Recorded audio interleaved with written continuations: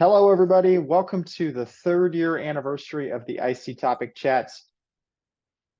I don't have it doesn't make any noise, it just kind of blows up. Anyway, so we're having a special panel session today with several of the people who've been involved with us since the very beginning. I invited Tamara Hamai. Well, I invited everybody who registered for the first, one of the early ones, to come join us. We have Ann Price, Tamara Hamai, Jenn Valentine, Jessica Metcalf, who's here, and Min Ma, who I think is going to try and join us if she can, but she's driving in a car. Oh, do you see her coming in now? Oh, great. Well, and Min Ma, who's just joining us right now. A couple statistics. We did start 3 years ago on, oh, I forgot the date already. I think it was May like 24th, 28th of 2020. We were in the middle of the pandemic. Many of us didn't even really know how to operate. We didn't have kind of community guidelines for how to operate on a Zoom meeting. Several of us didn't know how to mute or to be muted when we're not talking and things like that. We started every session off with just like ground rules, which was fun. I think we've got a lot of those figured out. Since then, we've had, over the course of the 3 years, 138 sessions. We've had the 676 individual people who registered at one point or another, and lifetime registrations, which would be duplicating people coming several times. 7,322 lifetime registrations. That's a lot. Our number one most registered person, I thought it was, I'm sorry, Jessica, it's not you. It's Ann Price with 115 lifetime registrations. So she just can't get enough of us, I guess. Thanks for that, Ann. So we appreciate it.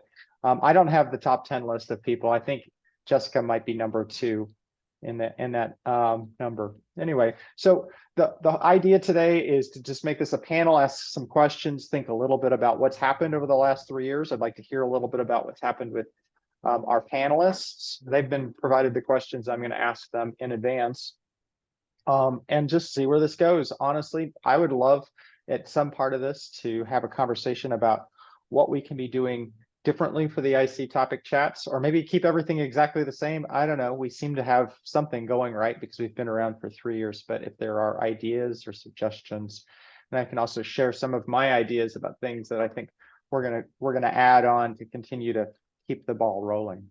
But with that, why don't I have everybody introduce themselves and then share a little bit about what's happened to you over the last 3 years. Let's go with Ann Price first, then Tamara, you can go next. Had to find my mute button. Some things haven't changed. Hi, everybody. I'm Ann Price. I'm president of Community Evaluation Solutions. I'm based in the metro Atlanta area. I started coming because I basically do whatever Matt tells me. No, I'm just kidding. Because Matt's a dear friend, and yeah, there's that. And about the same time Matt had this idea, I started office hours. I wish we had coordinated better, but that's another story for another day. So, yeah. So, how my business has changed? I think that was the question. I just started rambling. Yes, yeah. Well, my business has changed a lot. Probably like a lot of you. 2020 was hard. 2021 was hard. 2022 started some recovery, hard emotionally, psychologically, being separated from family and friends was really difficult. But I think it was also an opportunity to kind of rethink how I wanted to work, how I wanted to be in the world, and how I wanted to spend my time. So I made the decision to pivot my business to not have employees anymore, but to have senior level contractors that I trusted and could work with, and to get very, very, very intentional about the kind of folks that I work with. I'm a community psychologist by training. I've talked about systems change like most community psychologists forever, but just getting very intentional about who I serve. So yeah, the business has changed a lot, and we're doing well and plan to continue doing it until I decide to go sit on a beach for the rest of my life. I like that. Tamara, you're going to go next, but I do want to make a point of saying Kurt Stuke and Susan Wolf have been collaborators for most of the time. They didn't register for the first couple sessions. I brought them in a couple sessions in. So I thought I'd give them the day off today, but I will say, Kurt and Susan, if you want to pop in and ask answer any questions or contribute, you're always welcome to do so. Tamara, why don't you tell us about who you are, where you're located, and maybe tell us what's happened over the last 3 years. Cool. Well, yeah, I'm Tamara Hamai, president of Hamai Consulting, and I'm in Redwood City, which is in California, just a little south of San Francisco on Ohlone land. And gosh, I feel like business is always changing. So I think the pandemic era of the last 3 years, I totally echo the statement that Anne said that about like, I wish we had coordinated more, because like I had social gatherings for a little while in that 2020 year, and then I just didn't have the spoons to pull it together anymore. I'm so impressed that you can do something weekly for 3 years. Like I don't know how a human does that, but so bravo to you. But yeah, business it's been interesting because I've been in business for 15 years now. And the last several years have been sort of like I'll just say like not as fulfilled. And I didn't really know what it was. And during the pandemic, I think I discovered more of what it was that was causing the issues. And I really I have an evolution in my business now where I'm stepping more into actually being the CEO as compared to just another consultant on my team. And I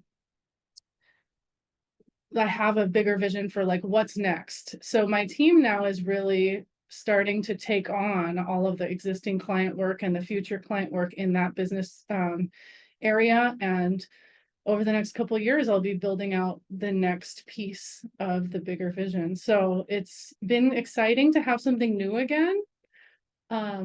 If you all have heard me talk over the past like 15 years, you've heard a lot of focus from me, and I still believe in that. And right now it's like the shift of what I'm focusing on is going to be different. So I'm excited about that and having fun. And we actually have put a big, yes, it says Auntie Corn. But we've actually paused our growth over the last few years. So we've been in maintenance mode so that we can really strengthen foundations and get systems in place, et cetera, so that I don't have to do as much of the things that are the current, so I can focus on the future. But yeah, my niece and nephew gave me this shirt, Auntie Corn, and it has a unicorn and it says, like a regular auntie, only more awesome. I love that, Tamara. I'm going to ask Jessica to go next, but first I want to just welcome Min, who's part of our panel today. So I want to make sure I know she's in the car. You don't need to come off camera. Feel free to be safe. I'm in. Anyhow, I'm not going to drive yet. Okay, that's fine. Jessica, why don't you give us a little bit of background on who you are, what you've done, and what's happened over the last 3 years? I know you've got a lot to share because you went from 0 to 60. Sure, that is true. Yeah, and I am also, in fact, joining you all from my mobile car office today. So I feel you, man.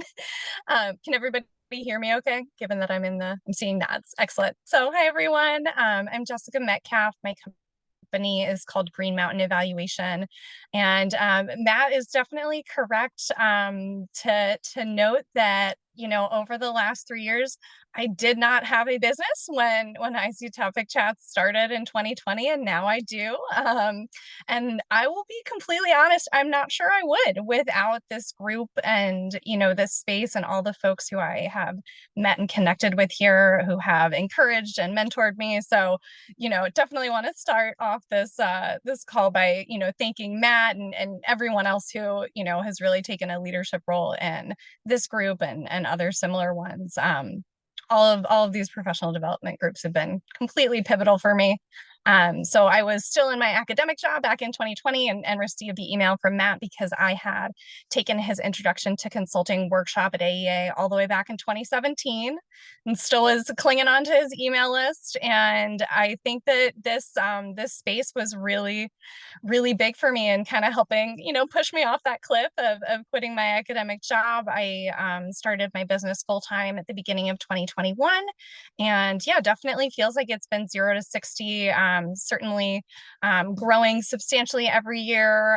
Definitely going to be my biggest year yet this year. Might get to the point of hiring some subcontractors and getting some help. So maybe even growing beyond, what I can can handle in terms of my own plate. So yeah, lots of change for me over the last 3 years, and much of that, thanks to this space and this group and everyone in it. Well, that sounds great. And as I say, oftentimes we give back because we're learning by giving, and I think that's why a lot of us show up, because in as much as we can present and support other people, we're learning by doing it. It's like a lot of people will say the best student is actually the teacher or the person who learns the most. Jen, why don't you give us your backstory and tell us what you've been up to for the last 3 years. Sure. Hi, I'm Jenn Valentine, and I'm the president of Highland Nonprofit Consulting. I'm based in Decatur, Georgia, which is Metro Atlanta area, essentially. And I've been in business since 2008. I am primarily a solo practitioner. However, I collaborate with others and have collaborated with Anne and Susan, for example. I think that sort of two shifts for me over the last 3 years were sort of twofold. One was, I think I sought out more collaboration because it's lonely sometimes being that independent solo practitioner, and particularly in the middle of a pandemic when you're even more isolated. I know Anne and Susan and I formed Positive Impact Consultants and tried to collaborate more formally, which we already had some, but formalizing that collaboration. I joined the mastermind groups and I met some people there who other consultants who I then began collaborating with, and that's been very wonderful experience. So I think increased collaboration for me as an independent practitioner was one way that my business shifted. The other shift I noticed was that prior to the pandemic, I worked a lot with a lot of foundations, and that work all dropped off. Like, it was interesting. I think there were sort of two reasons. One, there was some shift in sort of the foundation personnel with where I was working. And then the foundations that I was connected to sort of were like, nope, we're not, requiring evaluation. No more. We know people are stressed, just trying to get the services. So it kind of, went out the window from the foundation side of things. But interestingly enough, my work picked up from the nonprofit side of things. So like, I was really busy because there were still nonprofits, particularly those with a lot of federal funding, that were still being required to do evaluation and reporting and whatnot. So I noticed that sort of shift and change a little bit, and I've been trying to kind of, get back into that world, and it's been challenging, I have to say. So any rate, those are kind of the two ways in which sort of my business has shifted. I did also focus a lot on trying to, business development, redoing my website, starting up a newsletter, things that I had previously kind of pushed to the side. So trying to be intentional and focus in on that. So yeah. Thanks, Jen. I just put in the top 10 list. I don't have all the numbers. A lot of these folks, in fact, Tosca, she's only been on the session once, and she was actually on the very first session, but she attends every single time. So hi, Tosca from YouTube land. We appreciate you watching. And she actually is going to present in person, live and in person, on the IC topic chats in a couple of weeks. I've got it listed. I'll have to look that up. But anyway, we will get to see her in real life. Well, at least Zoom virtual real life. But anyhow, thank you for that. Let's see. Moving along, let's go to Min-Ma. Can you hear me? We can. Okay, great. I think my video is having trouble, so I apologize for that.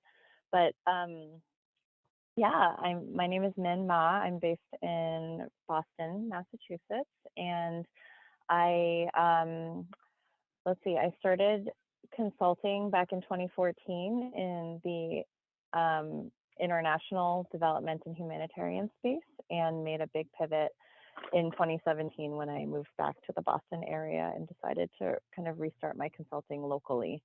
And so by the time I found this group in, I guess, 2020, that was around the time I decided to hire my first employee. And I really did that for practical reasons. I just couldn't do all the work myself.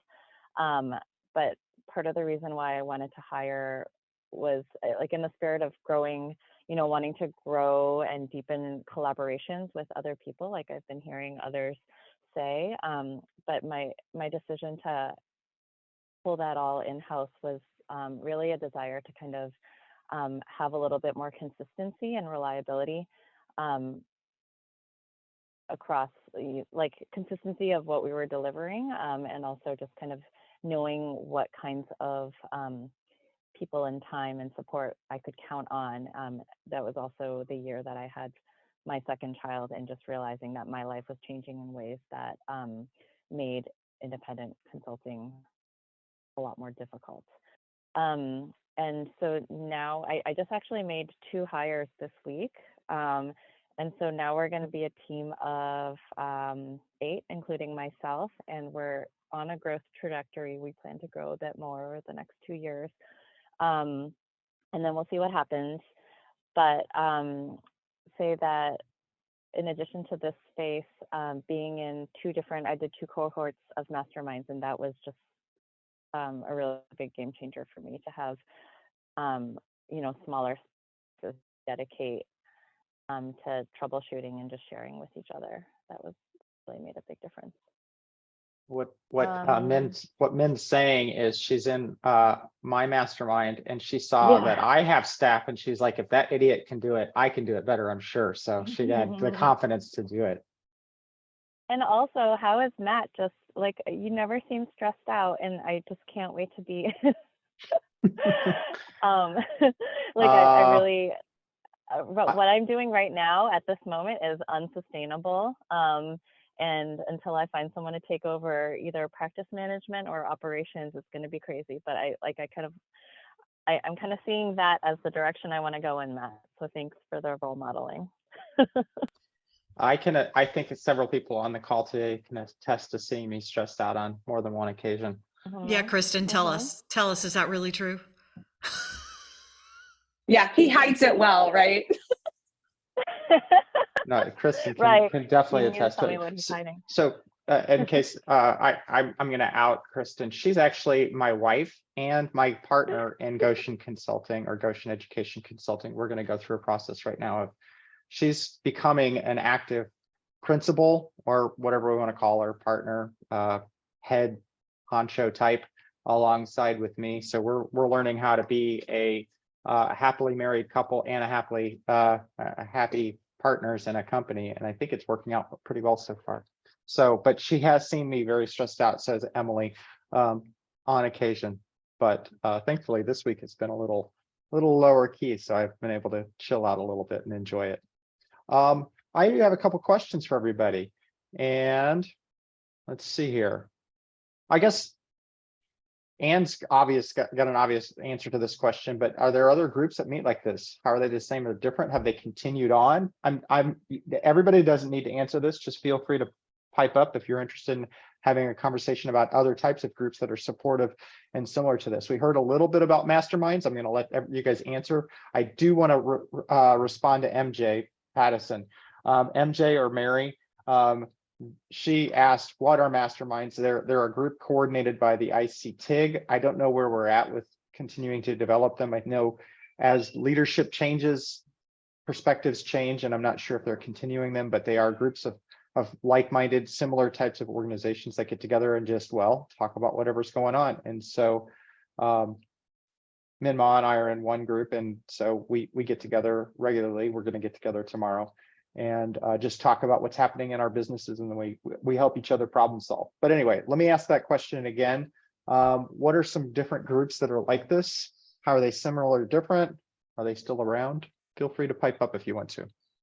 Yeah, so I'll jump in first. Tamara already told you that she had done some. I know Gamani had done some for a while that people were attending. I want to say Emma Dewar is still doing the marketing. I think there's a marketing, I don't know if you call it a community of practice. I've only popped in on that once when my marketing person was the guest. Yeah, and I'm still doing office hours, not very consistently this month because yeah, there's a lot of travel. There's a lot of travel in June.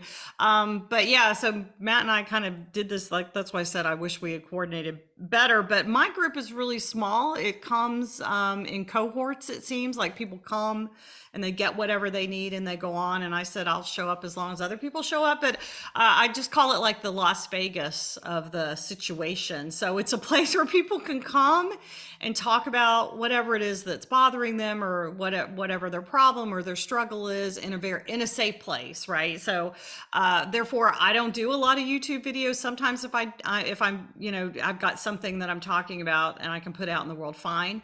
But a lot of times it's just a place for people to be very raw and vulnerable about whatever their struggle is, which maybe they wouldn't want to do in a larger space because we've got 28 people today, but we've had 75 and more on this call. And maybe sometimes you don't always want to share.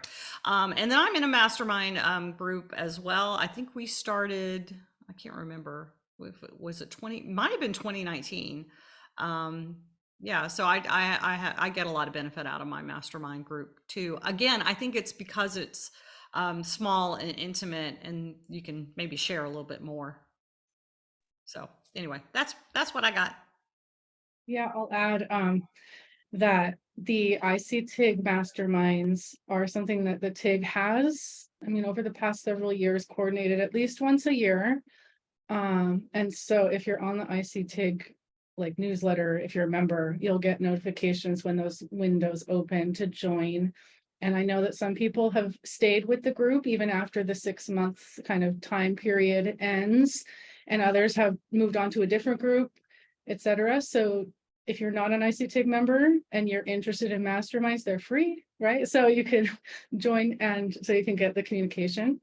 But I actually spend more of my time in mastermind spaces with non-evaluators. I think because I started, the first mastermind I joined was in 2009, maybe. I don't even know if we had masterminds in evaluation. I sure didn't know where they were. So I looked elsewhere. But I have a group of, they're friends really at this point, but, friends and colleagues who are also entrepreneurs in the evaluation and evaluation adjacent space that we casually get together at conference when we're at AEA, we'll do that, or we just text each other. But I also probably spend about $90,000 a year on coaching and mastermind groups. So I have formal groups that I meet with regularly, Nicole Walters is one of my business mentors, and she has her group. We get together 3 times a year physically, and we have a Slack space where we all talk to each other. My other business mentor, Jennifer Kim, she has 4 times a year we get together physically, and again we have a space together in addition to the regular one-on-one stuff. So having a paid space, because people show up a lot more when they put money on the table, but also just being in a space with people in different industry has been really fruitful and interesting to hear how other people are approaching space and learning how to translate that to be relevant to our context.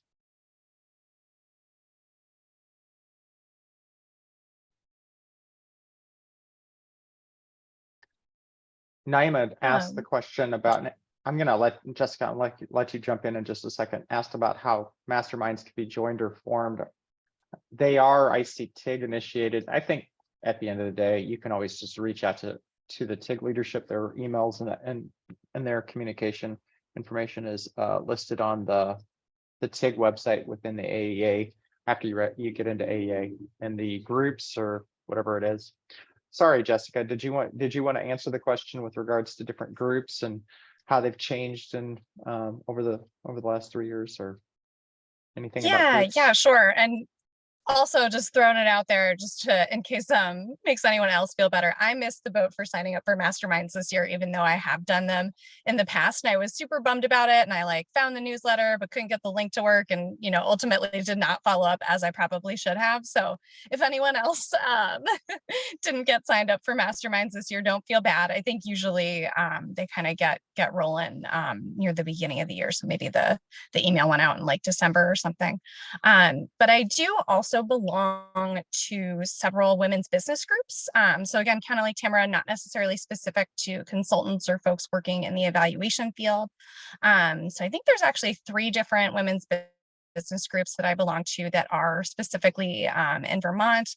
I'm on the board for one of them. We have like a little local women's business group, and that's been really neat. A lot of the folks in those spaces, maybe because I'm in Vermont, are kind of creative types. So it's kind of fun to share inspiration and information with them. I'm also considering joining another paid mastermind that is kind of focused on financial independence and multiple sources of income, because I am totally hooked on the entrepreneurship thing. And some of you may know I have grand dreams of having, farmers market stands where I sell my ice cream and produce and all these things. So I do belong to a couple other groups that are not, specific to consulting, just kind of more for entrepreneurs, which I think have been really nice and helpful. And it's great to have some options to connect with folks in person. But I would also say that those groups certainly have not been as consistent as this group. None of them meet weekly, of course. So this has definitely been, kind of a really consistent space and group that I obviously, keep coming back to over time. Matt, may I add something to? Yeah, and actually, I was going to ask a question to everybody, but I was going to be with regards to the session that Susan's going to lead in a couple weeks with regards to the fatigue that's happening with Zoom.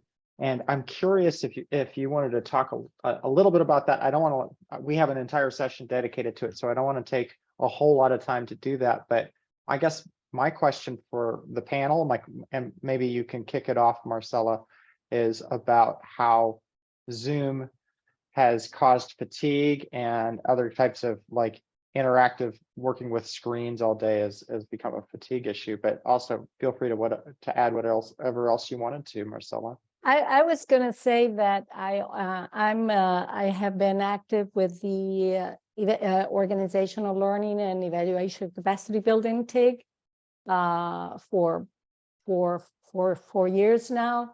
And I've been inspired by this group and by these chats to encourage my TIG, the ECB TIG, to put more of these types of sessions out to our members. And as a result, I've organized, we don't have a regular schedule, but we have started organizing 2 or 3 webinars a year that we make available to our members. And some of them have been very well attended, others have not. But now someone is saying, well, why don't we have some coffee hours or coffee, time together that may be shorter and less formal events. But I think that what we are learning from these interactions is that they are informal. People do not feel obligated to participate unless you're a presenter, obviously. The topics, some of the topics may speak to you and some may not. So there is no sense that you have to participate all the time. And I think that's encouraging. And it also, is hands-on practical experience. You get a lot more interaction with those who are attending and presenting than you would if you were attending an AEA presentation or a panel,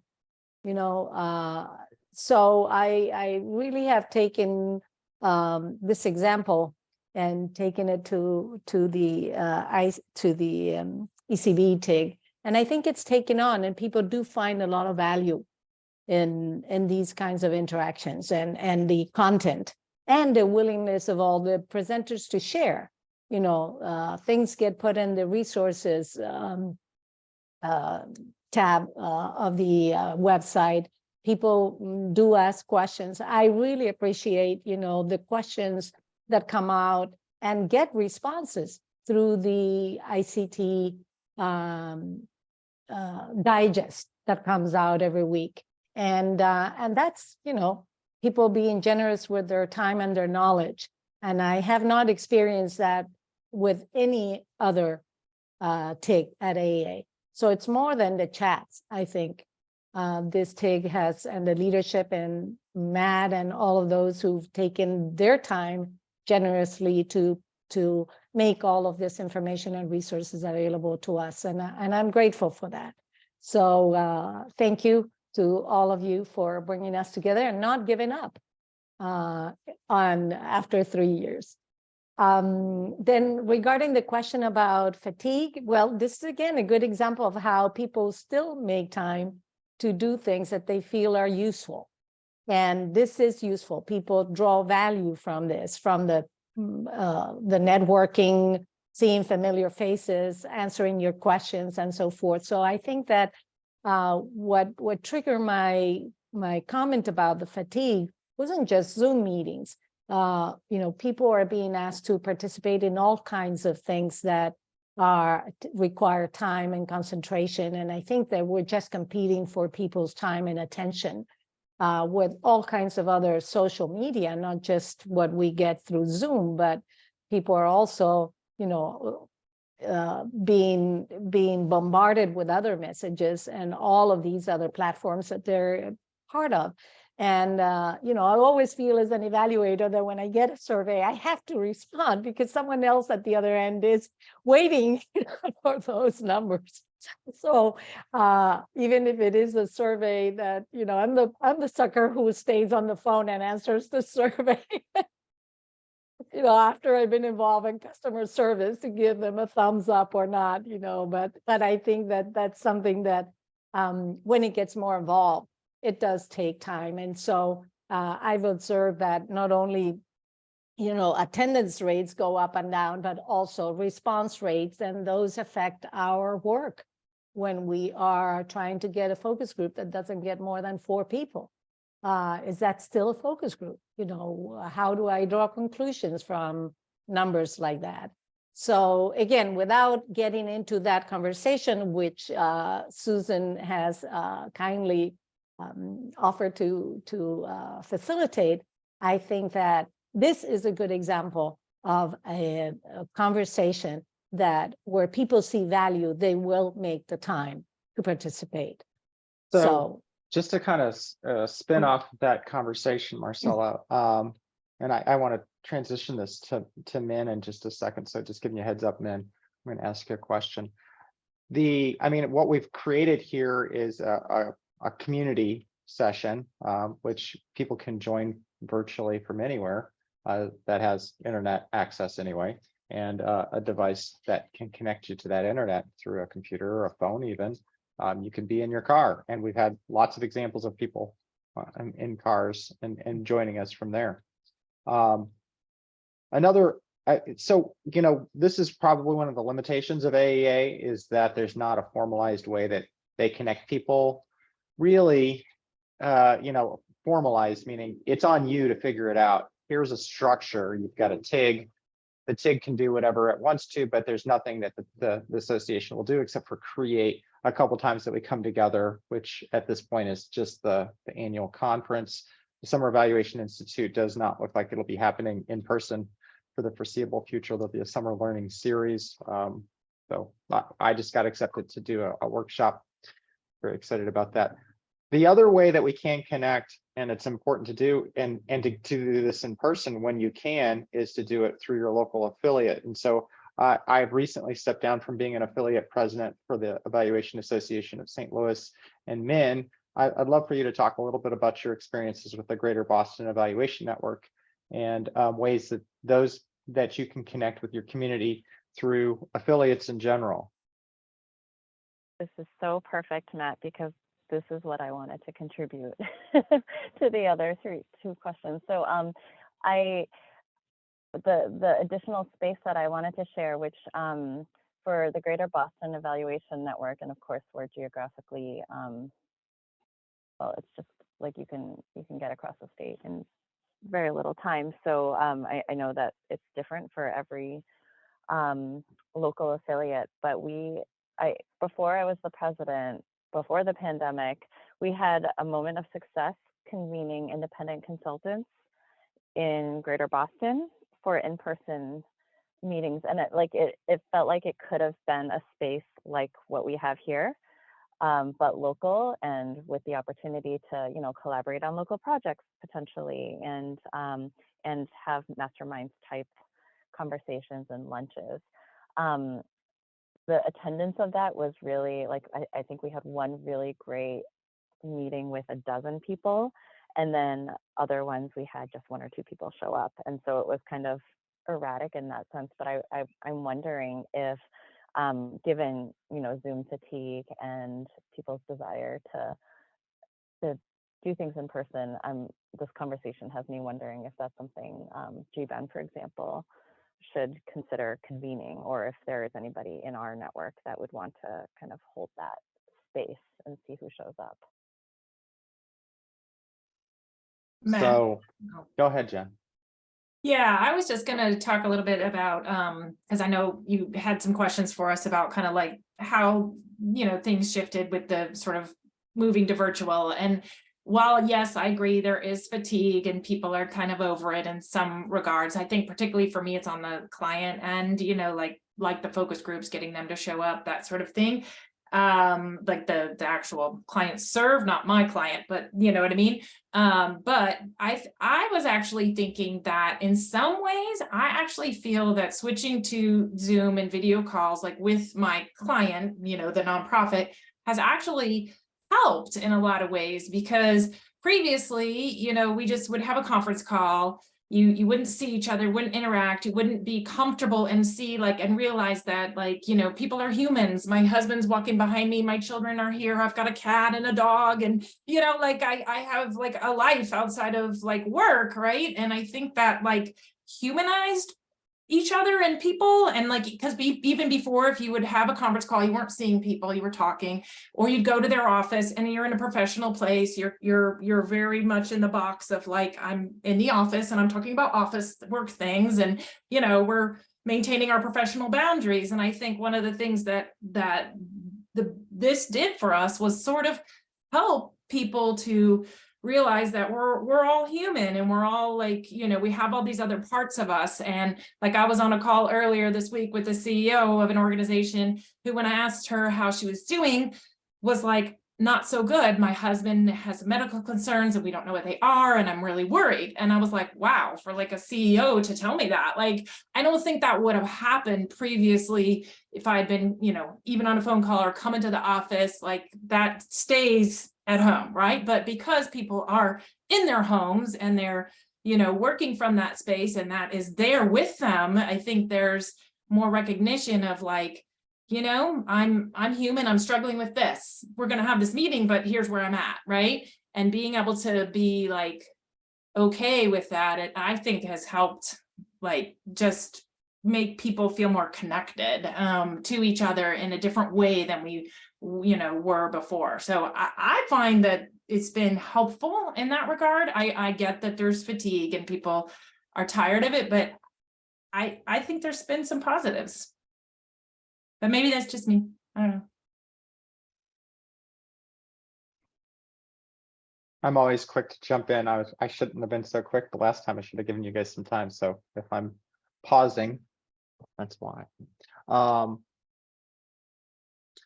Last February, a handful of us, Anne, Jessica, Min, and I, and a couple other people, several other people, about there's probably 12 to 15 of us in total, met in Nashville for a firm retreat. People who had staff or were hoping to get staff or have had staff in the past, just to talk.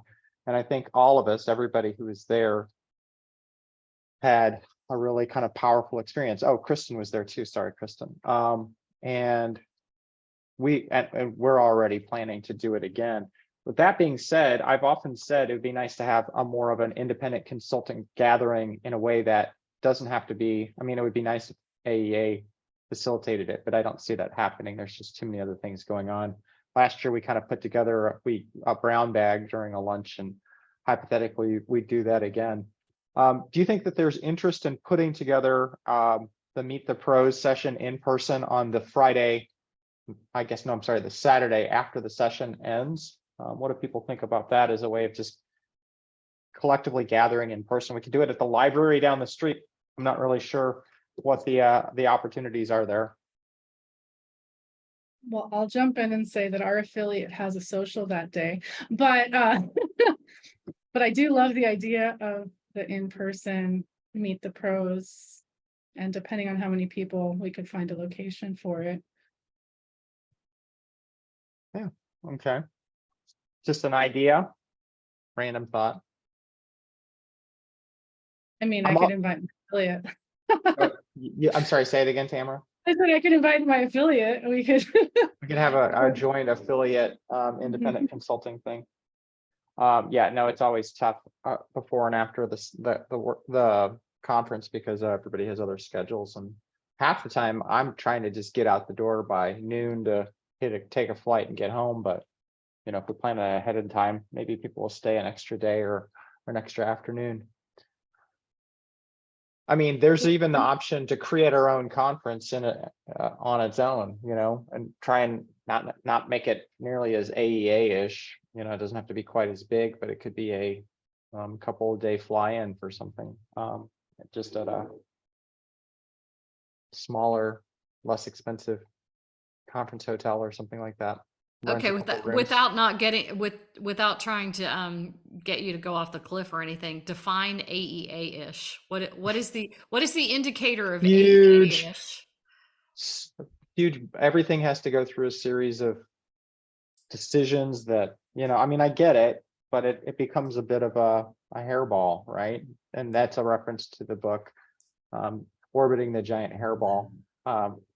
But it's because it's been around for so long and there's been so much that has to happen and so many people have to be involved with decisions, and it's become kind of, in some ways I feel like it's out of touch. This is me speaking. It's out of touch with what a lot of us desire out of our way to connect with one another. So I think there's other ways we could connect. It serves a lot of good purposes, but anyway. I clearly remember one event that was called a retreat. And a retreat of independent consultants rather than a conference that becomes an annual event. It was a beautiful kind of wild location. So there wasn't a lot of expense involved. It was, somewhere, I don't know, easy to get to, but in the setting was informal, and it was organized like that, like a retreat with sessions, with time to just mingle and just network, and other times where there were more formal, things going on. So it doesn't have to become something I'm gonna pause you for just a second there. I think this is I saw a private message from Anne. I think this is a good point where we can probably transition into this conversation, but I'm gonna stop the recording and say goodbye to everybody out there and say there's thoughts out there and we're gonna put them together. But in some ways, this is also where I start getting critical of an association that I love dearly. And so this doesn't necessarily need to go down for posterity on Yeah, YouTube. just There trying you to go. help you out, friend. All right. So see the YouTube folks later, and we'll keep the conversation going.